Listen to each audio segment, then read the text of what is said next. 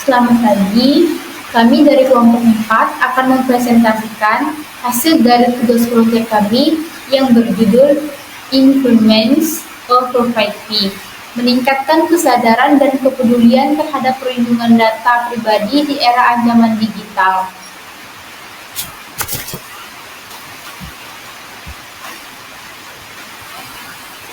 Baik, pertama-tama saya akan memperkenalkan anggota kelompok kami. Yang pertama ada Edelia Noviasari, yang kedua ada Yesi Agnesta, yang ketiga ada Fiona Juliani, dan yang keempat ada Muhammad Alim.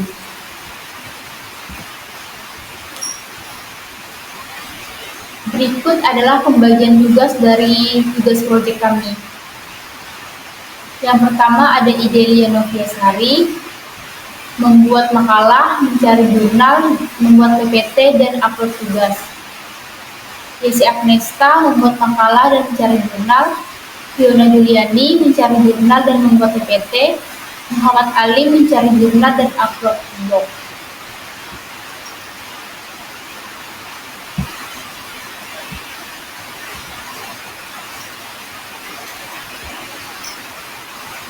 Baik, yang pertama-tama akan dijelaskan yaitu latar belakang, rumusan masalah, maksud dan tujuan. Latar belakang. Teknologi informasi saat ini di dunia maupun di Indonesia berkembang dengan sangat pesat dan canggih. Apalagi di era globalisasi, kebutuhan angkat informasi yang sangat cepat, akurat, dan mudah menjadikan internet sebagai salah satu sarana komunikasi yang sangat penting. Cybercrime adalah istilah yang mengacu kepada aktivitas kejahatan dengan komputer atau jaringan komputer, menjadikan alat sasaran atau tempat terjadinya kejahatan. Keamanan cyber dapat digunakan sebagai sarana melindungi terhadap pengawasan yang tidak diinginkan, seperti kegiatan intelijen. Dalam konkret ini, upaya untuk meningkatkan kesadaran dan minat terhadap perlindungan data pribadi menjadi sangat penting.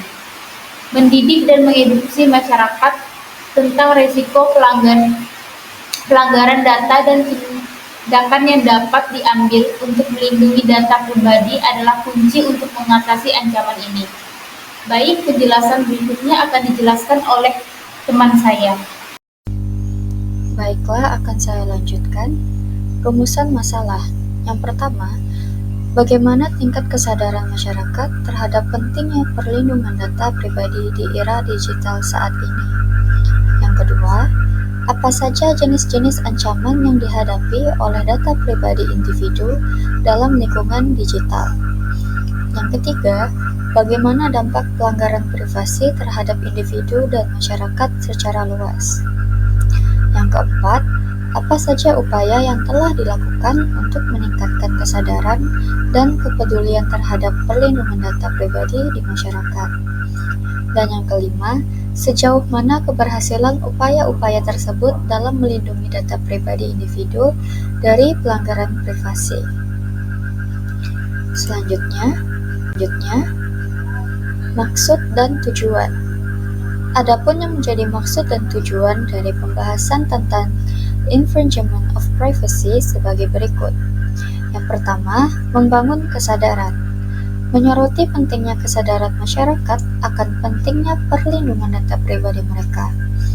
Banyak orang mungkin tidak menyadari potensi risiko dan bahaya yang terkait dengan pelanggaran privasi online.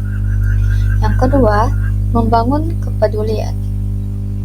Mendorong individu untuk peduli dan mengambil langkah-langkah proaktif dalam melindungi data pribadi mereka.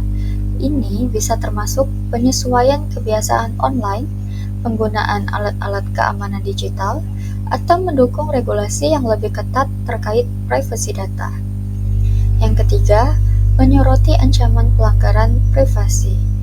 Mendidik masyarakat tentang berbagai ancaman yang ada terhadap privasi data mereka, seperti pelacakan online, pelanggaran data besar-besaran, atau penyalahgunaan pribadi oleh perusahaan atau pemerintah.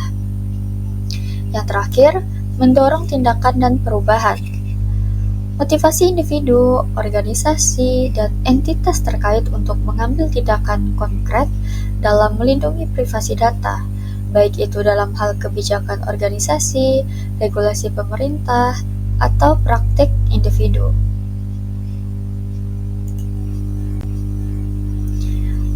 Lanjut ke landasan teori.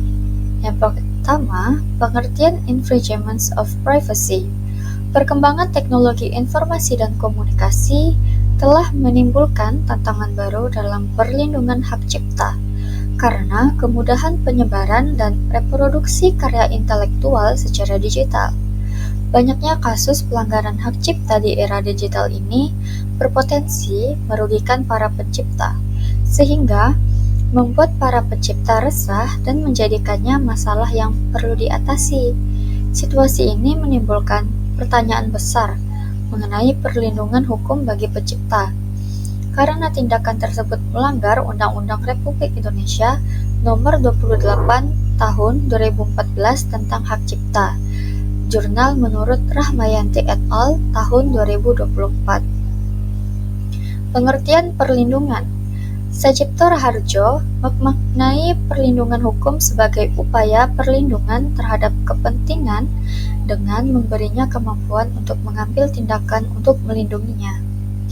Dalam hal ini, Sajipto Raharjo mengartikan bahwa tujuan perlindungan hukum untuk memberi jaminan pada individu atas ketentraman, keamanan, kedamaian, dan kesejahteraan dari segala risiko atau bahaya yang mengancam orang tersebut.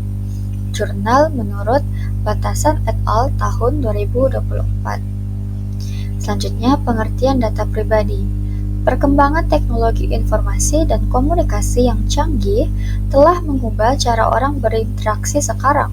Banyak yang melakukan transaksi secara online melalui internet. Namun, ini juga meningkatkan resiko bagi keamanan data pribadi. Oleh karena itu, regulasi tentang perlindungan data pribadi semakin penting dalam ekonomi digital. Regulasi ini bertujuan untuk memastikan bahwa informasi sensitif individu tidak disalahgunakan atau dieksploitasi untuk kepentingan bisnis. Dengan regulasi yang tepat, kita bisa lebih aman dalam berinteraksi secara online dan menjaga privasi kita.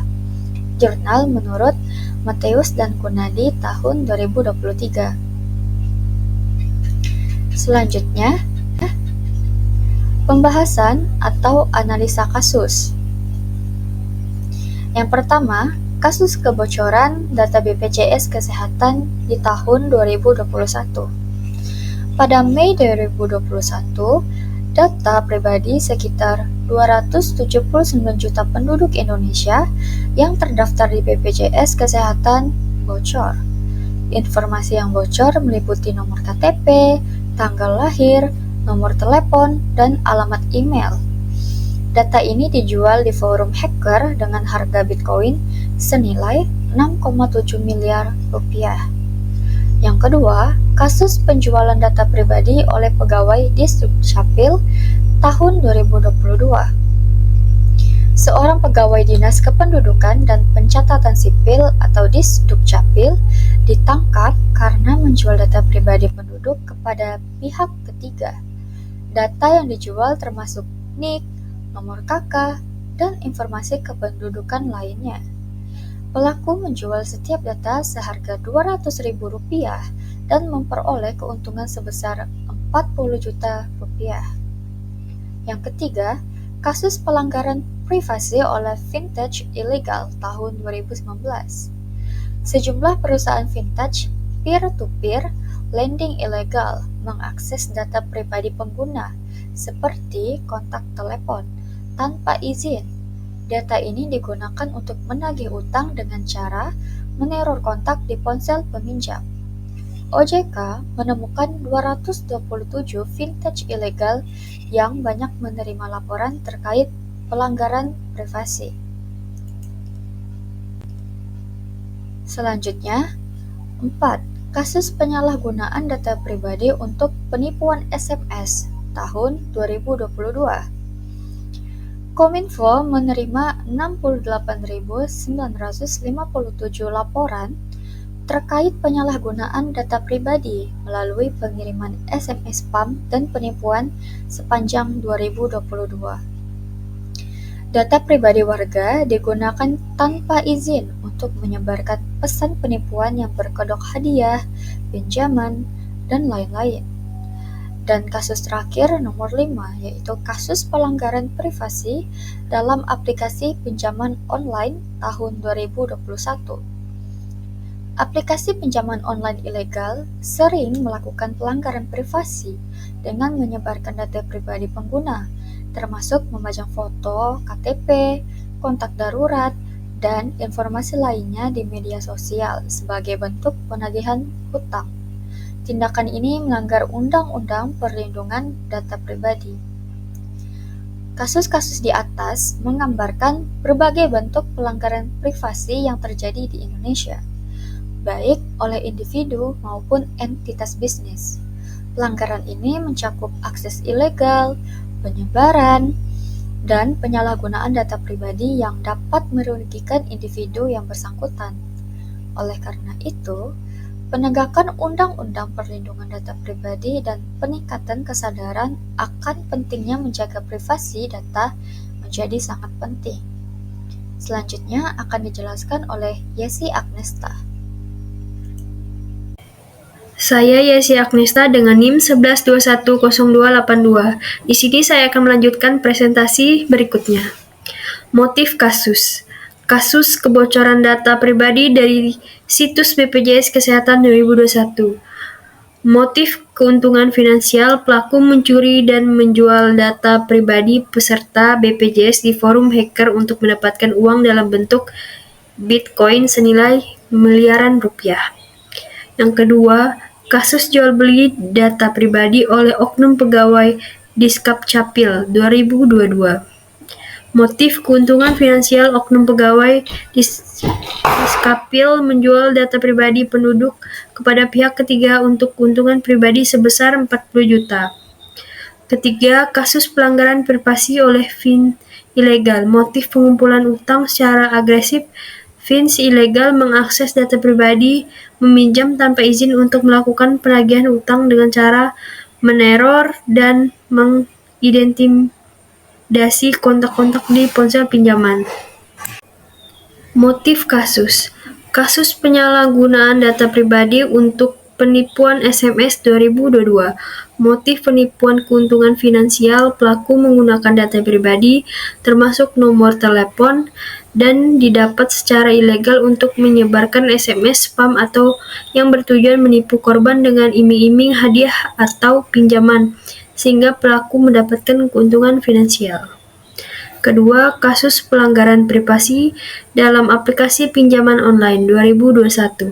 Motif terkena dalam penagihan utang, aplikasi pinjam online ilegal menyebarluaskan data pribadi, meminjam di media sosial sebagai bentuk tekanan dan intimidasi agar peminjam membayar utangnya. Tujuan adalah untuk mempermalukan peminjaman dan memaksa mereka melunas pinjaman.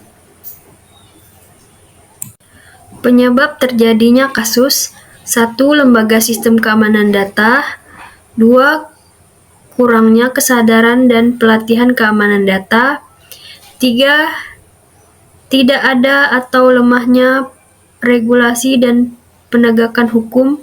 Yang keempat, tekanan untuk mencapai target bisnis. Penyebab terjadinya kasus: 5. Permintaan pasar gelap untuk data pribadi. 6. Kurangnya kontrol dan audit internal. 7. Rendahnya literasi digital masyarakat. 8. Tidak adanya mekanisme persetujuan yang jelas. Selanjutnya adalah tingkat kesadaran masyarakat terhadap pentingnya perlindungan data pribadi di era digital. Dalam sosialisasi dan edukasi tentang keamanan data dan privasi di era digital, untuk meningkatkan kesadaran dan perlindungan adalah sebagai berikut. 1. Kurang kesadaran tentang ancaman keamanan digital. 2. Keterbatasan pengetahuan teknis. 3.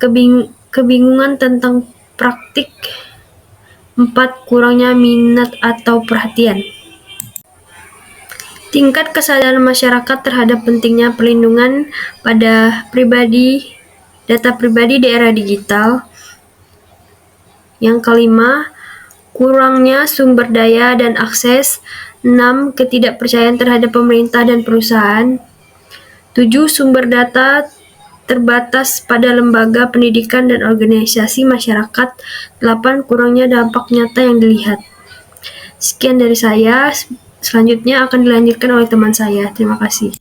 Assalamualaikum warahmatullahi wabarakatuh. Di sini saya akan melanjutkan presentasi dari kelompok kami. Jenis-jenis ancaman yang dihadapi individu dalam lingkungan digital. Ada beberapa potensi ancaman kejahatan cyber di Indonesia. Yang pertama ada hacking. Salah satu penyebab terjadinya serangan cyber mulai dari niat iseng untuk menguji keamanan hingga penolakan terhadap pemerintah. Contoh kasus saat pemilihan presiden tahun 2014 adalah penyebaran kabar bahwa situs KPU telah mengalami peretasan disebabkan hacker.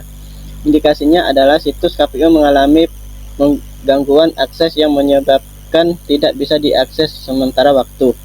Yang kedua ada phishing. Di Indonesia sendiri terjadi kasus peretasan yang dilakukan oleh individu yang dikenal sebagai trader. Mereka menggunakan metode ini untuk mencuri informasi kartu kredit, yaitu mengintip data kartu kredit para nasabah. Setelah mendapatkan akses ke informasi tersebut, para peretas kemudian mencoba untuk mengakses data sensitif serta harta simpanan nasabah pada bank untuk suatu keuntungan pelaku. Yang ketiga ada cyber sabotage. Cyber sabotage adalah tindakan secara sengaja untuk mengganggu, merusak, atau menghancurkan data atau sistem jaringan komputer sedang dihubungkan internet. Tindakan ini merupakan metode paling ditakuti banyak perusahaan besar di seluruh dunia. Yang keempat ada phishware program. Tersebut merujuk pada perangkat lunak yang merekam secara diam-diam penggunaan online, yaitu merekam data cookies atau registry. Data berhasil terekam kemudian dapat dikirim atau dijual kepada perusahaan atau individu tertentu, kemudian dapat menggunakan informasi tersebut untuk mengirim iklan yang tidak diinginkan atau menyebarkan virus berbahaya. Sayangnya di Indonesia telah terjadi 24 kasus infeksi malware yang terkait dengan penggunaan perbankan online oleh masyarakat.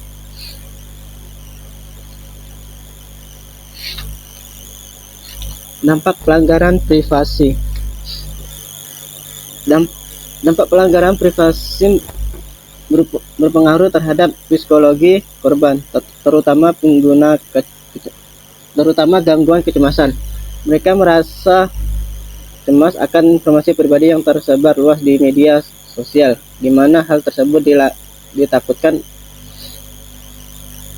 akan mempengaruhi kehidupan sosial, keselamatan keluarga maupun pekerjaan. Hal ini menyebabkan korban merasa terus diawasi dan merasa trauma dengan media sosial, bahkan mampu mempengaruhi kehidupan sosial dalam kehidupan nyata. Upaya penanggulangan yang dilakukan untuk meningkatkan kesadaran dan kepedulian. Upaya untuk meningkatkan kesadaran dan kepedulian terhadap perlindungan dan data pribadi di masyarakat telah dilakukan dengan berbagai cara, antara lain penyuluhan dan kampanye publik dilakukan melalui berbagai media seperti iklan, brosur, dan sosial media untuk meningkatkan pemahaman masyarakat tentang pentingnya melindungi data pribadi mereka. Yang kedua ada pelatihan dan workshop dijalankan oleh pemerintah, organisasi nirlaba, dan perusahaan swasta untuk memberikan pengetahuan dan keterampilan kepada masyarakat tentang cara melindungi data pribadi mereka secara aktif. Yang ketiga ada peraturan perlindungan data.